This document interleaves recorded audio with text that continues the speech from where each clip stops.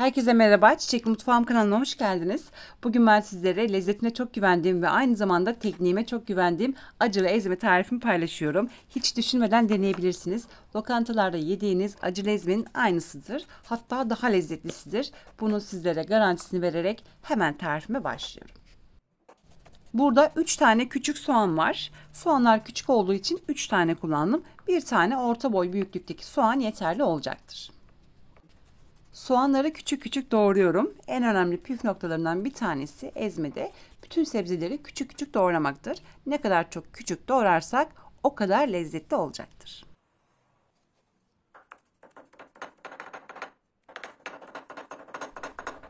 Çok kısa bir sürenin içerisinde soğanların tamamını bu şekilde ince ince doğradım. Normalde ben acılı ezmeyi zırhla yapıyorum. Biraz sonra göstereceğim. Zırhla yapmak gerçekten de daha kolay ve de daha pratik oluyor. Evinizde varsa eğer veya temin ederseniz daha iyi olur. Çünkü bundan sonraki tariflerim, zırhlı tariflerim gelecektir peş peşe. Eğer zırh yoksa böyle keskin bir bıçak yardımıyla da bu şekilde ince ince doğrayabilirsiniz. Soğanları hemen bir süzgece aldım ve içme suyuyla yıkayacağım. Yıkama işlemini 2 defa tekrarlayacağım belli aralıklarla. Çünkü soğanın kendine has acısının gitmesi gerekiyor. Ezmede bu çok önemlidir. Soğanları yıkadım ve şimdi hemen domatesleri doğramaya başlıyorum.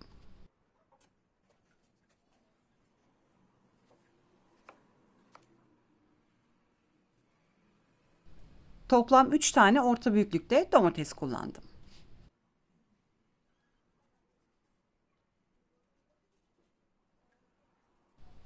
Domatesleri şimdi ince ince doğrayacağım. Bu arada buraya kadar gelen kıymetli takipçilerimden ben yine her zaman olduğu gibi bir emoji rica ediyorum. Bu bir çiçek olabilir, bir böcek olabilir ya da herhangi bir mesaj olabilir. Hiç fark etmez. Konuyla ilgili bilginiz veya bir tecrübeniz de varsa bizlerle paylaşırsanız çok mutlu olurum. Şimdiden herkese teker teker teşekkür ediyorum.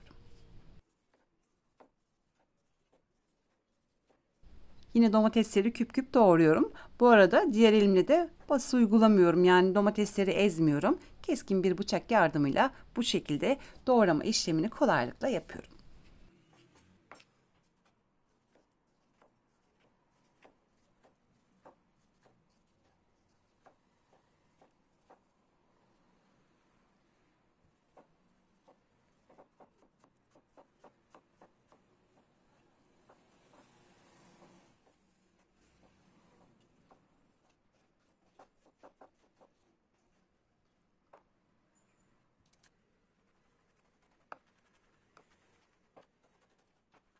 Bıçakla yine domateslerin üzerinden geçiyorum.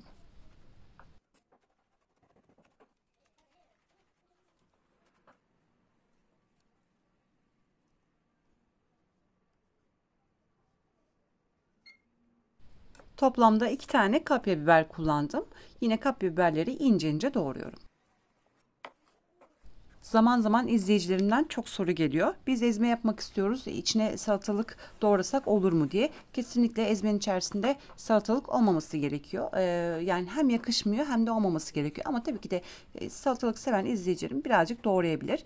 Yani ezmenin en büyük özelliklerinden bir tanesi ezmeyi yaptıktan sonra birazcık dinlendirmek gerekiyor. Hatta akşamdan bile yapabilirsiniz.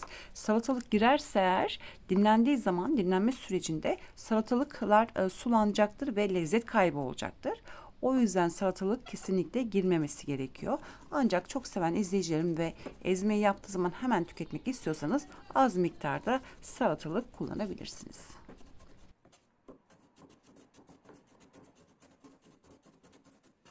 Zırhlada nasıl yaptığımı göstermek istedim. Sadece görmeniz için, yoksa en başından en sonuna kadar bıçak kullandım. Bana göre zırh daha kolay oluyor.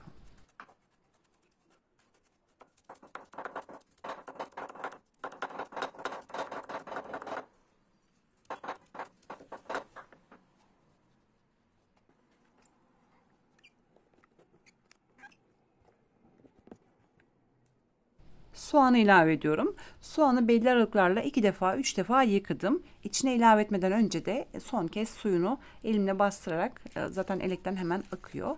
Suyunu akıttıktan sonra içine ilave ettim.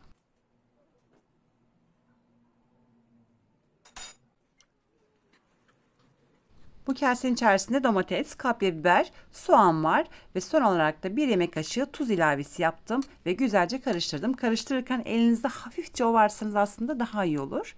Güzelce karıştırdıktan sonra en önemli püf noktası üstünü kapatarak buzdolabında yarım saat boyunca dinlendireceğim.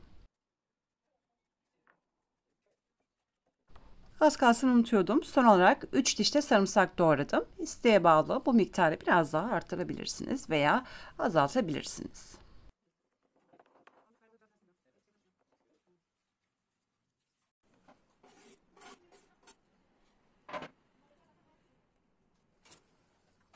Sarımsağı da ilave ettim. Şimdi üstünü kapatıp hemen buzdolabında ortalama yarım saat boyunca dinlendireceğim.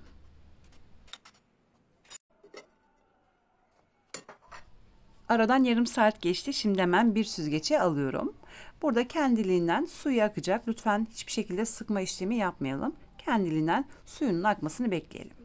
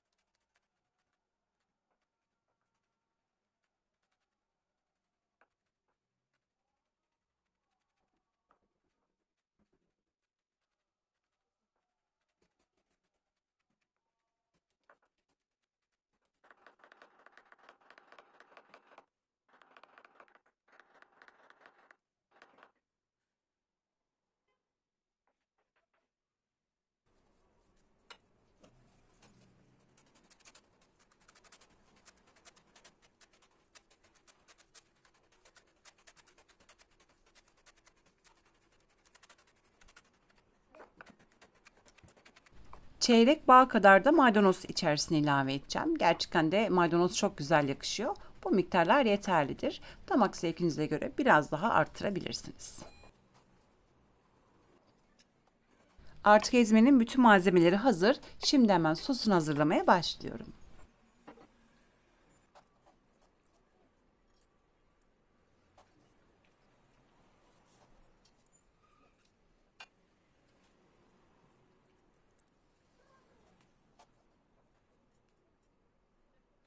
Bir kaseye bir tane limon suyu sıktım ve üzerine 5-6 yemek kaşığı artık damak zevkinize göre zeytinyağı ilavesi yaptım.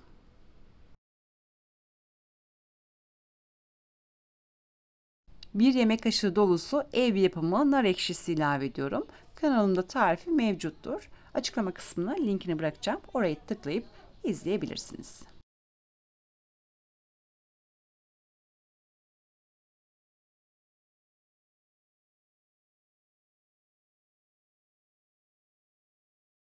Ve şimdi baharatlarını ilave ediyorum. Bir tatlı kaşığı pul biber, bir tatlı kaşığı nane, yarım çay kaşığı karabiber kullandım. Burada çok az kaşığın ucuyla sumak ve yine kaşığın ucuyla isot var. Sumak ve isotu lütfen fazla kullanmayalım. Çeyrek çay kaşığı miktarda kullanalım. Çünkü çok fazla kullanırsak lezzetin önüne geçer. O yüzden isot ve lütfen sumağı az miktarda kullanalım. Tabii çok beğenirseniz ikinci yapmanızda biraz daha artırabilirsiniz. Bir tatlı kaşığı silme domates salçası, bir tatlı kaşığı silme biber salçası da içine ilave ettikten sonra kaşığın tersiyle güzelce eziyorum. Burada çok güzel karıştırılması gerekiyor ve aynı zamanda salçaların da ezilmesi gerekiyor. En önemli püf noktası da burasıdır. Artık hepsinin birbiriyle buluşma vakti geldi. Görmüş olduğunuz gibi çok fazla suyu çıktı. Benim zaten domatesler çok suluydu. Biz burada sadece işimizi garanti altına almak için süzgece aldık. Lütfen bu suyu kenara alalım. Biraz sonra işimize yarayacaktır. Yani ezme eğer biz burada süzgeç almasaydık ezme çok fazla sulu olabilirdi. Bu da lezzet kaybı olmasını sağlardı. Çorba gibi olurdu. Hoş olmazdı. Biz artık finalde damak zevkimize göre isteğe bağlı olarak sulandırma yapacağız. Zaten suyunu da kesinlikle dökmeyin. Çok lezzetli içebilirsiniz ama önce ezmeyi ayarlamamız gerekiyor. Artık acılı ezme hazır. Tek kelimeyle süper oldu. Bu aşamada tuzunu kontrol etmenizi tavsiye ediyorum. Bu arada kenara ayırmış olduğumuz domatesin suyundan isteğe bağlı içine ilave edebilirsiniz. Kendi damak zevkinize göre ayarlamasını yapabilirsiniz. Yani biz işimizi garanti altına almış olduk. Çok fazla sulu olmuş olsaydı bu sefer çorba gibi olurdu. Bazen salça oranı çok fazla oluyor. Onu kapatmak için ayırmış olduğum domatesin suyundan ilave ediyorum. Veya çok acı oluyor. Artık kararı damak zevkinize göre sizler de kolaylıkla ayarlayabilirsiniz. Acılı ezmenin en önemli püf noktası bir gece boyunca dinlendirilmesidir. Evet, şimdi hemen yiyebilirsiniz ama henüz tadı oturmadı. Eğer akşamdan yaparsanız, ben genelde misafirlerim için akşamdan yapıyorum veya kendimize yapıyorsak da yine akşamdan yapıyorum. Çünkü ne kadar çok dinlenirse lezzeti o kadar artacaktır. Davet sofralarına da çok güzel yakışıyor. Ve aynı zamanda ben pilavların yanında da çok beğeniyorum. Makarnanın yanına da çok hoşuma gidiyor. Bu tarifimi, bu tekniğimi güvenle deneyebilirsiniz. Kesinlikle yanıltmayacak bir tariftir. Açıklama kısmına yine bu malzemelerin bütün detaylarını ve yapılışını tek tek yazacağım.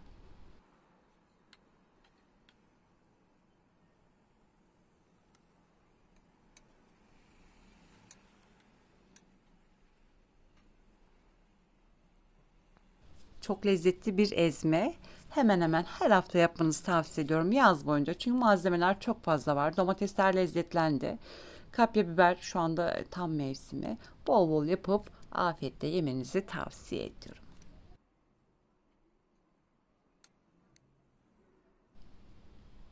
Gerçekten de çok lezzetli. Rengi de çok güzel oldu. Hatta daha canlı bir renk. Üstüne de bol zeytinyağı ilave edip artık servis ediyorum. Birazını da ayırdım. Buzdolabında dinleniyor. Onu da yarın için. Dediğim gibi ne kadar çok dinlenirse o kadar lezzetli olacaktır.